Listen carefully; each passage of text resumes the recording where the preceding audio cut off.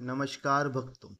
आज हम आपको 16 ऐसी पौराणिक और अद्भुत कथाएं सुनाने जा रहे हैं जिनका पिता के वीर्य और माता के गर्भ के बिना जन्मे ऐसे पात्रों की 16 अद्भुत कथाएं। तो भक्तों, आइए श्रवण करते हैं 16 ऐसी अद्भुत कथाएं पिता के वीर्य और माता के गर्भ के बिना जन्मे ऐसे पौराणिक पात्रों की। हमारे हिंदू धर्म ग्रंथों वाल्मीकि रामायण महाभारत आदि में कई ऐसे पात्रों का वर्णन है जिनका जन्म बिना माँ के गर्भ और बिना पिता के वीर्य के हुआ था। यहाँ हम आपको 16 ऐसे ही पौराणिक पात्रों के जन्म की कहानी बताएंगे। इनमें से कई पात्रों के जन्म में मां के गर्भ का कोई योगदान नहीं था, तो कुछ पात्रों के जन्म में पिता के वीर्य का, जबकि कुछ में दोनों का ही नहीं था। इनमें एक है धृतराष्ट्र, पांडु और विदुर के जन्म की कथा। हस्तिनापुर नरेश, शांतनु और रानी सत्यवती के चित्रांगदा और चित्रवीर्य नामक दो पुत्र हुए। शांतनु का स्वर्गवास चित्रांगदा और विचित्रवीर्य के बाल्यकाल में ही हो गया था, इसलिए उनका पालन पोषण भीष्म ने किया। भीष्म चित्रांगदा के बड़े होने पर उन्हें राजगद्दी पर बिठा दिया, लेकिन कुछ ही काल में गंधर्वों से युद्ध करते हुए चित्रांगदा मारा गया। इस पर भीष्म ने उसके अनुज विचित्रवीर्य को राज्य सौंप दिया। अब भीष्म को विचित्रवीर्य के विवाह की चिंता हुई। उन्हीं दिनों काशीराज की 3 कन्याएं अंबा, अंबिका और अंबालिका का स्वयंवर होने वाला था।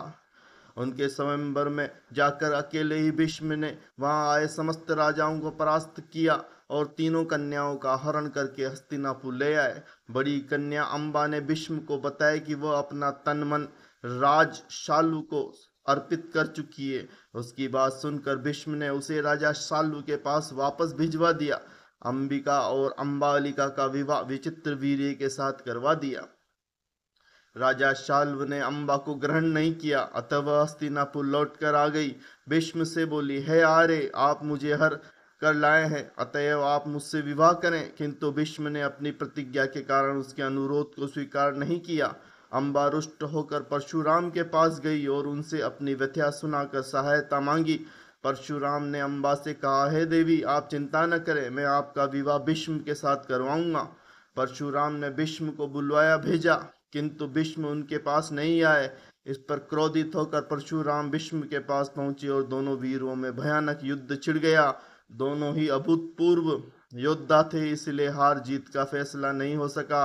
आखिर देवता ने हस्तक्षेप करके इस युद्ध को बंद कर दिया और अंबा निराश होकर वन में तपस्या करने चली गई। विचित्रवीर्य अपनी दोनों रानियों के साथ भोग विलास में रत हो गए, किंतु दोनों ही रानियों से उनकी कोई संतान नहीं हुई और वे क्षय रोग से पीड़ित होकर मृत्यु को प्राप्त हो गए। अब कुल नाश होने के भय से माता सत्यवती ने एक दिन भीष्म से कहा, पुत्र, इस वंश को नष्ट होने से बचाने के लिए मेरी आज्ञा है कि तुम इन दोनों रानियों से पुत्र उत्पन्न करो। माता की बात सुनकर भीष्म ने कहा, माता, मैं अपनी प्रतिज्ञा किसी भी स्थिति में भंग नहीं कर सकता। यह सुनकर माता सत्यवती को अत्यंत दुख हुआ। तब उन्हें अपने ज्येष्ठ पुत्र वेदव्यास का स्मरण आया।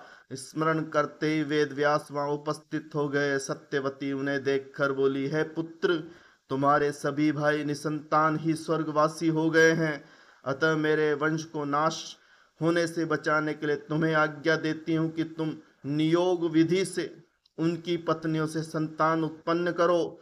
वेद व्यास उनकी आज्ञा मानकर बोले, माता, आप दोनों रानियों से कह दीजिए कि वो मेरे सामने होकर गुजरे, जिससे कि उनका गर्भ धारण होगा। सबसे बड़ी रानी अंबिका और फिर छोटी रानी अंबालिका गई, पर अंबिका ने उनके तेज से डरकर अपने नेत्र बंद कर लिए, जबकि अंबालिका वेदव्यास को देखकर भय से पीली पड़ गई। वेदव्यास लौटकर माता से बोले, माता, अंबिका का बड़ा तेजस्वी पुत्र होगा, किंतु नेत्र बंद करने के दोष के कारण वो जन्म से अंधा होगा, जबकि अंबालिका के गर्भ से पांडु रोग से ग्रसित पुत्र पैदा होगा। यह जानकर इसकी माता सत्यवती ने बड़ी रानी अंबिका को पुनः वेदव्यास के पास जाने का आदेश दिया। इस बार बड़ी रानी ने स्वयं न जाकर अपनी दासी को वेदव्यास के पास भेज दिया। दासी बिना किसी संकोच के वेदव्यास के सामने से गुजर गई। इस बार वेदव्यास ने माता सत्यवती के पास आकर कहा, माते, इस दासी के गर्भ से वेद वेदांत में पारंगत अत्यंत नीतिवान पुत्र उत्पन्न होगा। इतना कहकर वेदव्यास तपस्या की ओर चले गए। समय आने पर अंबिका के गर्भ से जन्म से अंधा धृतराष्ट्र, अंबालिका के गर्भ से पांडु रोग से ग्रसित पांडु उत्पन्न हुए तथा दासी के गर्भ से महात्मा विदुर का जन्म हुआ। इसके बाद दूसरे नंबर पे जो कथा है वो है कौरवों की जन्म कथा। एक बार महर्षि वेदव्यास हस्तिनापुर आए। गांधारी ने उनकी बहुत सेवा की, जिससे प्रसन्न होकर उन्होंने गांधारी को वरदान मांगने को कहा। गांधारी ने अपने पति के समान ही बलवान 100 पुत्र होने का वर मांगा। समय पर गांधारी को गर्भ ठहरा और वह 2 वर्ष तक पेट में ही रहा। इससे गांधारी घबरा गई और उसने अपना गर्भ गिरा दिया। उसके पेट से लोहे के समान एक मांस का पिंड निकला। महर्षि वेदव्यास ने अपनी योग दृष्टि से यह सब देख लिया और वे तुरंत गांधारी के पास आ गए। तब गांधारी ने उन्हें वह मांस का पिंड दिखाया। महर्षि वेदव्यास ने गांधारी से कहा कि तुम जल्दी से 100 कुंड बनाकर उन्हें घी से भर दो और सुरक्षित स्थान में उनकी रक्षा का प्रबंध कर दो तथा इस मांस के पिंड पर जल छिड़को। जल छिड़कने पर उस मांस के पिंड से 100 टुकड़े हो गए। व्यास जी ने कहा, मांस पिंडों को इन 101 टुकड़ों को घी से भरे कुंडों में डाल दो। अब कुंडों को 2 साल बाद ही खोलना। इतना कहकर महर्षि वेदव्यास तपस्या करने हिमालय चले गए। समय आने पर उन्हीं मांस पिंडों से दुर्योधन और बाद में गांधारी के 99 पुत्र तथा एक कन्या उत्पन्न हुई। तीसरे नंबर पे आती है पांडवों की जन्म कथा। 5 पांडवों का जन्म भी बिना पिता के वीर्य के हुआ था। एक बार राजा पांडु अपनी दोनों पत्नियां कुंती व माद्री के साथ आखेट के लिए वन में गए। वहां उन्हें एक मृग का मैथुन रथ जोड़ा दृष्टिगत हुआ। पांडु ने तत्काल अपने बाण से उस मृग को घायल कर दिया। मरते हुए मृग ने पांडु को शाप दिया, राजन, तुम्हारे समान क्रूर पुरुष इस संसार में कोई भी नहीं होगा।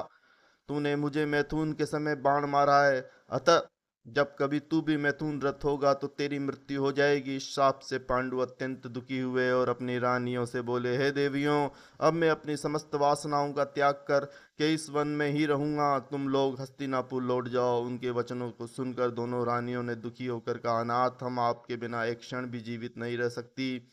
आप हमें भी वन अपने साथ रखने की कृपा कीजिए। पांडु ने उनके अनुरोध को स्वीकार कर उन्हें वन में अपने साथ रहने की अनुमति दे दी।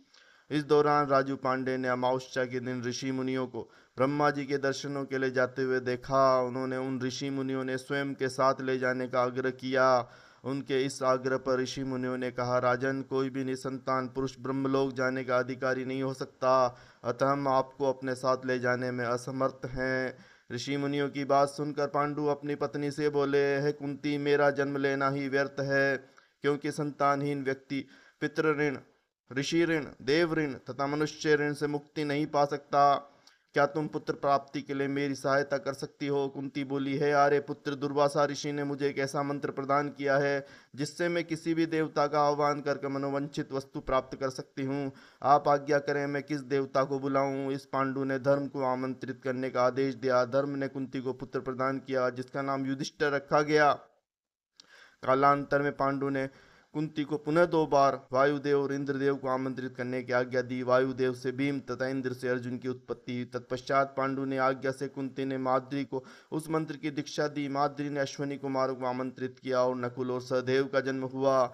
एक दिन राजा पांडु माद्री के साथ वन में सरिता के तट पर भ्रमण कर रहे थे। वातावरण अत्यंत रमणीक तथा और शीतल मंद सुगंधित वायु चल रही थी। सहसा वायु के झोंके से माद्री का वस्त्र उड़ गया। इससे पांडु का मन चंचल हो उठा और वे मैथुन से प्रवृत्त हुए ही थे कि शापवश उनकी मृत्यु हो गई। माद्री उनके साथ सती हो गई, किंतु पुत्रों के पालन पोषण के लिए कुंती हस्तिनापुर लौट आई। चौथे नंबर पर आती है कर्ण की जन्म कथा। कर्ण का जन्म कुंती को मिले एक वरदान स्वरूप हुआ था। जब वो कुंवारी थी तब एक महर्षि दुर्वासा ऋषि उसके पिता के महल में पधारे तब कुंती ने पूरे 1 वर्ष तक ऋषि की बहुत अच्छे से सेवा की। कुंती के सेवा भाव से प्रसन्न होकर उन्होंने अपनी दिव्य दृष्टि से देख लिया कि पांडु से उसे संतान नहीं हो सकती। उसे यह वरदान दिया कि वह किसी भी देवता का स्मरण करके उसे संतान उत्पन्न कर सकती है। एक दिन उत्सुकतावश कुंवारेपन में कुंती ने सूर्यदेव का ध्यान किया, जिससे सूर्यदेव प्रकट हुए और उसे एक पुत्र दिया जो तेज से सूर्य के ही समान था।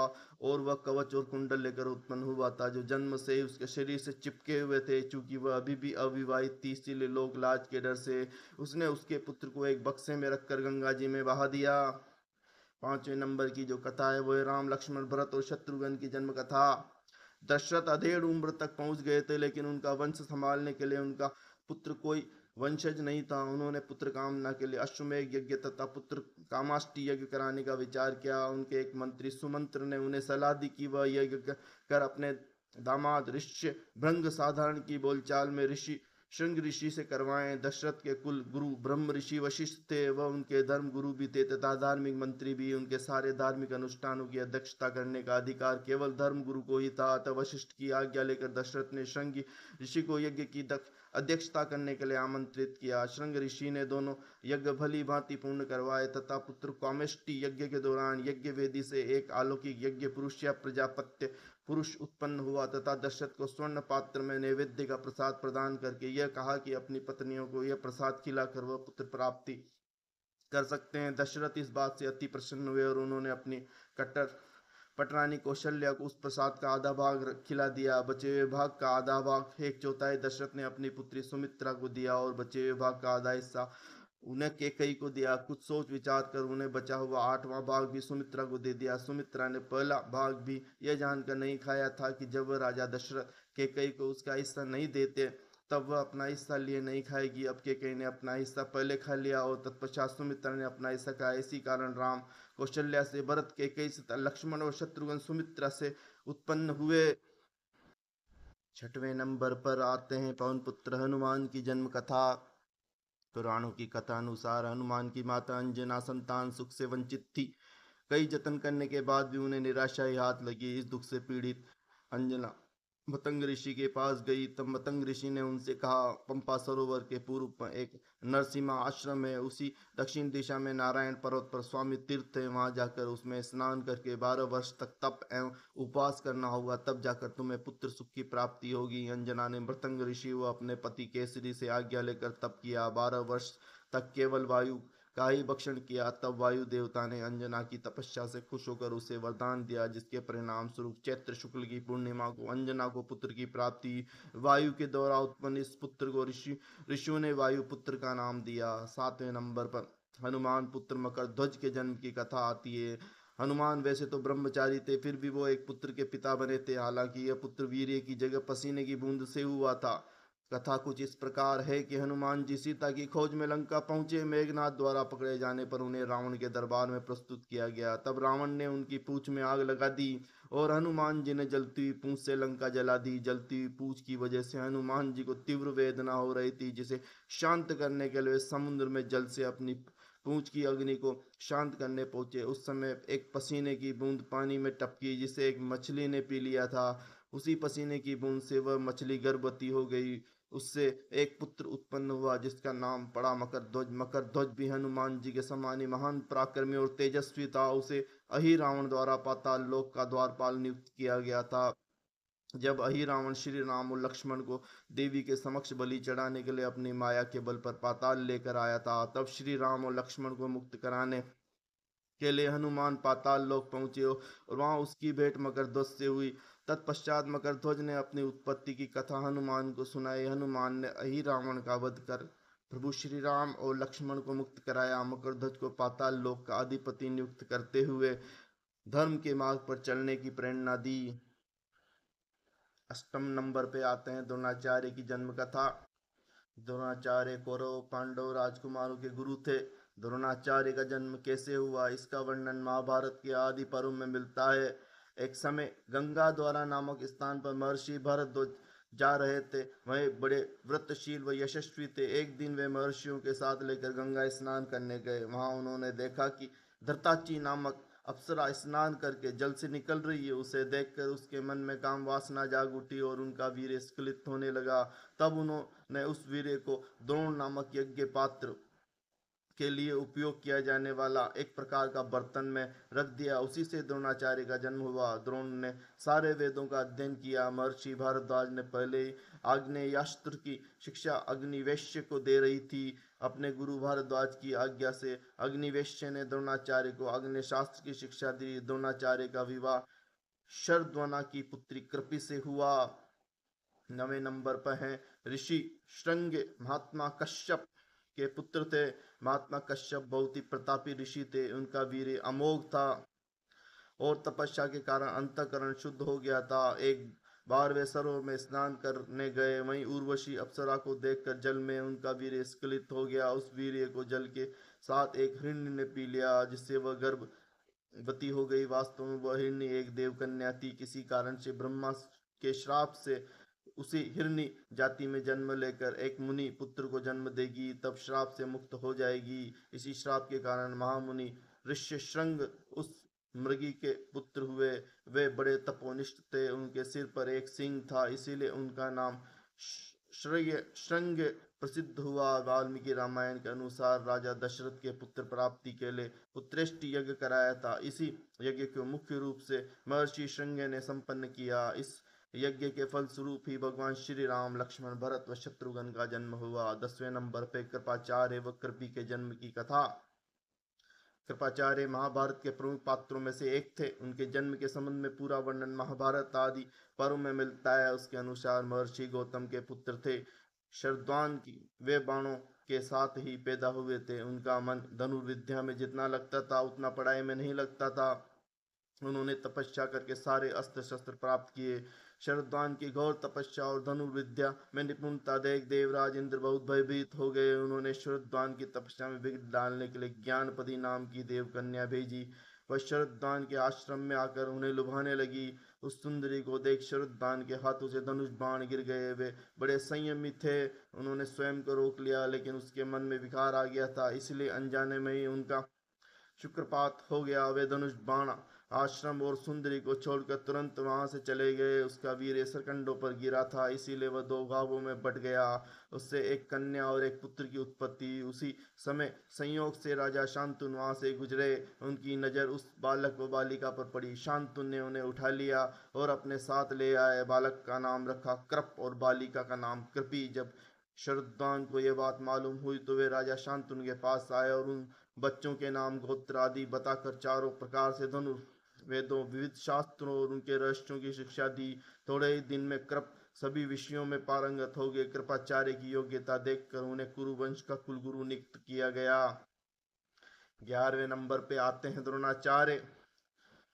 द्रोणाचार्य और द्रुपद बचपन के मित्र थे। राजा बनने के बाद द्रुपद को अहंकार हो गया। जब द्रोणाचार्य राजा द्रुपद को अपना मित्र समझकर उनसे मिलने गए तो द्रुपद ने उनका बहुत अपमान किया। बाद में द्रोणाचार्य ने पांडवों के माध्यम से द्रुपद को पराजित कर अपने अपमान का बदला लिया। राजा द्रुपद अपनी पराजय का बदला लेना चाहते थे, इसीलिए उन्होंने ऐसा यज्ञ करने का निर्णय किया जिससे द्रोणाचार्य का वध करने वाला वीर पुत्र उत्पन्न हो। राजा द्रुपद इस यज्ञ को करवाने के लिए कई विद्वान ऋषियों के पास गए, लेकिन किसी ने भी उनकी इच्छा पूरी नहीं की। अंत में महात्मा याज ने द्रुपद का यज्ञ स्वीकार कर लिया। महात्मा याज ने राजा द्रुपद का यज्ञ करवाया तो यज्ञ के अग्निकुंड में से एक दिव्य कुमार प्रकट हुआ। इसके बाद उस अग्निकुंड में से एक दिव्य कन्या प्रकट हुई। वह अत्यंत ही सुंदर थी। ब्राह्मणों ने उन दोनों का नामकरण किया। वे बोले, यह कुमार बड़ा दृष्ट ढीठ और असहिष्णु है। इसकी उत्पत्ति अग्निकुंड से हुई, इसलिए इसका नाम दृष्टद्युम्न होगा। यह कुमारी कृष्ण वर्ण की है, इसलिए इसका नाम कृष्णा होगा। द्रुपद की पुत्री होने के कारण कृष्णा ही द्रौपदी के नाम से विख्यात हुई। 12वीं है राधा के जन्म की कथा। ब्रह्म वैवर्त पुराण के अनुसार एक बार गोलोक में किसी बात पर राधा और श्री दामा नामक गोप में विवाद हो गया। इस पर श्री राधा ने गोप को असुर योनि में जन्म लेने का श्राप दिया। तब उस गोप ने भी श्री राधा को यह श्राप दिया कि आपको भी मानव योनि में जन्म लेना पड़ेगा। वह गोकुल में श्री हरि के ही अंश महायोगी रायण नामक एक वैश्य होंगे।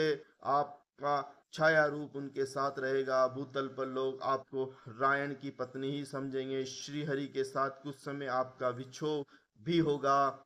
ब्रह्म वैवर्त पुराण के अनुसार जब भगवान श्री कृष्ण के अवतार का समय आया तो उन्होंने राधा से कहा कि तुम शीघ्र ही वृषभानु के घर जन्म लो। श्री कृष्ण के कहने पर राधा वज्र में वृषभानु वेश्य की कन्या हुई। राधा देवी अयोनिजा थी, माता के गर्भ से उत्पन्न नहीं हुई। उनकी माता ने गर्भ में वायु को धारण कर रखा था। उन्होंने योग माया की प्रेरणा से वायु को ही जन्म दिया, परंतु वह स्वेच्छा से श्री राधा प्रकट हुई। 13वें नंबर पे आते हैं राजा सगर के 60,000 पुत्रों की जन्म कथा।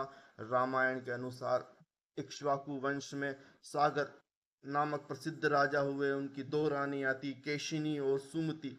दीर्घ काल तक संतान जन्म न होने पर राजा को अपनी दोनों रानियों के साथ हिमालय पर्वत पर जाकर पुत्र कामना से तपस्या करने लगे। तब महर्षि भृगु ने उन्हें वरदान दिया कि एक रानी को 60,000 अभिमानी पुत्र प्राप्त तथा दूसरी को एक वंशधर पुत्र होगा। कालांतर में सुमति ने तुम्बी के आकार के एक गर्भपिंड को जन्म दिया। राजा उसे फेंक देना चाहते थे, किंतु तभी आकाशवाणी हुई कि इस तुम्बी में 60,000 बीज हैं। घी से भरे एक एक मटके में एक एक बीज सुरक्षित रखकर कालांतर में 60,000 पुत्र प्राप्त होंगे। इस महादेव का विधान मानकर सागर ने वैसे ही सुरक्षित रखा। समय आने पर उन मटकों से 60,000 पुत्र उत्पन्न हुए। जब राजा सागर ने अश्वमेध यज्ञ किया तो उन्होंने अपने 60,000 पुत्रों को उस घोड़ी की सुरक्षा में नियुक्त किया। देवराज इंद्र ने उस घोड़े को छल पूर्वक चुरा कर कपिल मुनि के आश्रम में बांध दिया। राजा सागर के 60,000 पुत्र उस घोड़े को ढूंढते ढूंढते जब कपिल मुनि के आश्रम पहुंचे तो उन्हें लगा कि मुनि ने यह यज्ञ का घोड़ा चुराया। यह सोचकर उन्होंने कपिल मुनि का अपमान कर दिया। ध्यान मग्न कपिल मुनि ने जैसे ही अपनी आंखें खोली, राजा सागर के 60,000 पुत्र वहीं जलकर भस्म हो गए। 14वें नंबर पे जनक नंदिनी सीता की जन्म कहानी आती है। भगवान श्री राम की पत्नी सीता का जन्म भी माता के गर्भ से नहीं हुआ था। रामायण के अनुसार उनका जन्म भूमि से हुआ तथा वाल्मीकि रामायण के बालकांड में राजा जनक महर्षि विश्वामित्र से कहते हैं, एक दिन में यज्ञ के लिए भूमि शोधन करते समय खेत में हल चला रहा था। उसी समय हल के अग्रभाग से जोती गई भूमि से एक कन्या प्रकट हुई। हल द्वारा खींची गई रेखा से उत्पन्न होने के कारण उसका नाम सीता रखा गया। पृथ्वी से प्रकट हुई वह मेरी कन्या क्रम से बढ़कर सयानी हुई। 15 नंबर पे मनु व शत्रुपा की जन्म कहानी। धर्म ग्रंथों के अनुसार मनु व शत्रुपा सृष्टि के प्रथम मानव माने जाते हैं। इन्हीं से मानव जाति का आरंभ हुआ। मनु का जन्म भगवान ब्रह्मा के मन से हुआ था। मनु का उल्लेख ऋग्वेद काल में मानव सृष्टि के आदि प्रवर्तक और समस्तक मानव जाति के आदि पिता के रूप में किया जाता है। इन्हें आदि पुरुष भी कहा गया है। वैदिक संहिताओं में भी मनु को ऐतिहासिक व्यक्ति माना गया है। ये सर्वप्रथम मानव थे जो मानव जाति के पिता तथा सभी क्षेत्रों में मानव जाति के पथ प्रदर्शक स्वीकृत हुए। मनु का विवाह ब्रह्मा के दाहिने भाग से उत्पन्न शत्रुपा से हुआ। मनु एक धर्म शास्त्रकार भी थे। धर्म ग्रंथ के बाद धर्म आचरण की शिक्षा देने के लिए आदि पुरुष स्वयंभू मनु ने स्मृति की रचना की, जो मनुस्मृति के नाम से विख्यात है। उत्तानपाद जिसके घर में ध्रुव पैदा हुआ था, इन्हीं का पुत्र था। मनु स्वयंभू का ज्येष्ठ पुत्र प्रियव्रत पृथ्वी का प्रथम क्षत्रिय माना जाता है। इनके द्वारा प्रणीत स्वयंभू शास्त्र के अनुसार पिता की संपत्ति में पुत्र और पुत्री का समान अधिकार है। इनको धर्म शास्त्र का और प्राचीनतम मनु अर्थशास्त्र का आचार्य माना जाता है। मनुस्मृति ने सनातन धर्म को आचार संहिता से जोड़ा था। 16वें नंबर पे राजा पृथु के जन्म की कथा। पृथु एक सूर्यवंशी राजा थे। वेन के पुत्र थे। स्वयंभू मनु के वंशज राजा अंग का विवाह सुनीता नामक स्त्री से हुआ था। वेन उनका पुत्र हुआ। वह पूरी धरती पर एकमात्र राजा था। सिंहासन पर बैठते उसने यज्ञ कर्म आदि बंद कर दिए। तब ऋषियों ने मंत्रपूत कुशों से उसे मार डाला, लेकिन सुनीता ने अपने पुत्र का शव संभाल कर रखा। राजा के अभाव में पृथ्वी पर पाप कर्म बढ़ने लगे। तब ब्राह्मणों ने मृत राजा वेन की भुजाओं का मंथन किया, जिसके फलस्वरूप स्त्री पुरुष का जोड़ा प्रकट हुआ। पुरुष का नाम पृथु तथा स्त्री का नाम अर्ची हुआ। अर्ची पृथु की पत्नी हुई तथा पृथु पूरी धरती के एकमात्र राजा हुए। पृथु ने ही उबड़ खाबड़ धरती को जोतने योग्य बनाया, नदियां पर्वतों झरनों आदि का निर्माण किया। राजा पृथु के नाम से इस धरा का नाम पृथ्वी पड़ा।